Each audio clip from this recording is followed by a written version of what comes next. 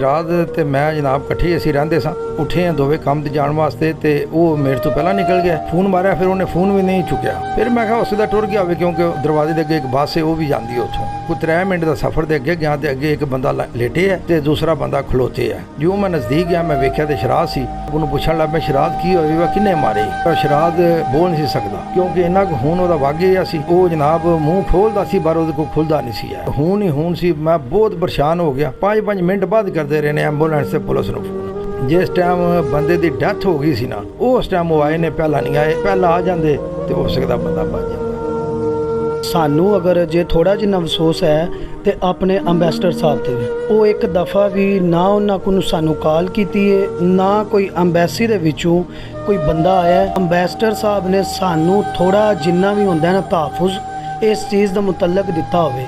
सानू कोई उन्हों की कॉल कोई मैसेज तक नहीं आया। असी इस चीज़ के मुंतज़र हाँ कि कोई बंदा कोई ऐसा आवे जिहड़ा साडे इस केस नूं हाईलाइट करे या सानू इंसाफ जिहड़ा ना वो दिता जाए।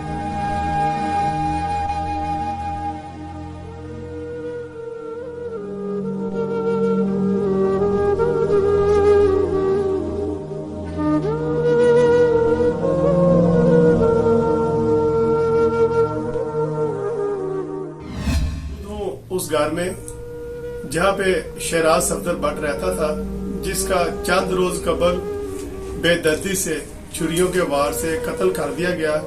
और आज हम बात करेंगे उनके चचा से और उनके मामू से। आइए उनसे बात करते हैं। शराद ते मैं जनाब इकट्ठे असीं रहिंदे सां ते उठे हैं दोवें काम ते जाण वास्ते ते वो मेरे तो पहला निकल गया। मैं आख्या होरे काफे लैन गया सही है। तो मैं जो रेडी होके बाहर निकलिया तो वो कौन सी है कि वह बूहे कि नहीं सी खलोते आ। मैं जनाब काफे नहीं उत्ते गया तो उतों उत्थे भी कौन सी। फिर मैं जनाब इंज किया मैं फोन मारिया फिर उन्हें फोन भी नहीं चुकिया। फिर मैं कहा उस दा टुर गया होवे कि वह ना है क्योंकि दरवाजे दे अगे एक बस है वो भी जाती है उत्थों। तो वो जो मैं जनाब अपना मोटरसाइकिल पर बैठा तो कोई 3 मिनट का सफर दे अगे गया तो अगे एक बंदा लेटे है तो दूसरा बंदा खलोते है। जो मैं नज़दीक गया मैं वेख्या तो शराद सी।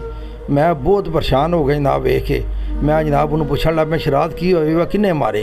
ठीक है पर शराद बोल नहीं सकदा क्योंकि इन्ना को खून ओहदा वग गया सी कि वो जनाब मूँह खोलदा सी पर ओहदे कोल खुलदा नहीं सी। ठीक है तो उत्थे खून ही खून सी। मैं बहुत परेशान हो गया। मैं फिर जनाब यार निक्का अपना सी इन्हूं फोन मारिया सही है। मैं कित्थे आंदा मैं प्यामना वा क्योंकि ये भी काम तो इकट्ठे असीं करने काम। ठीक है तो ये जनाब अपना 2 मिनटां बदे भी आ गया। अच्छा जेडे उत्थे बंदे खलोते सन जो लवानी सी एक बाज गिरकी भी आ गया। अच्छा वो फोन करते रहे ने जनाब कि वह ना 5-5 मिनट बाद करते रहे ने एंबूलेंस से पुलिस नूं फोन। पर वो आए ने अद्धे घंटे बाद। जिस टाइम बंदे की डेथ हो गई सी ना उस टाइम वो आए ने, पहला नहीं आए। पहला आ जाते तो हो सकता बंदा बच जाता। शराज मेरा भतीजा सी। ठीक है तो उस मौके उत्ते मैं भी मौजूद सी।